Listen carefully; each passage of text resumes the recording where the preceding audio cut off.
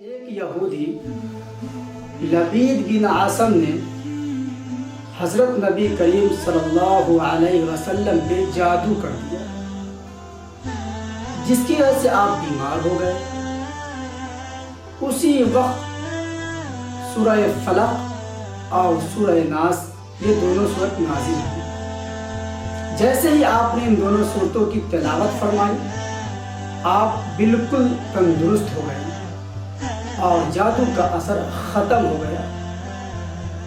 حدیثوں میں آتا ہے کہ جب بھی آپ سفر میں ہوتے یا حضر میں ہوتے یا جب بھی کوئی بیماری آپ کو پیش آتی، آپ سورہ فلق اور سورہ ناس کی آیتیں تلاوت کر کے اپنے ہاتھوں پہ دم کرتے اور سارے بدن پر پھیر لیتے تھے۔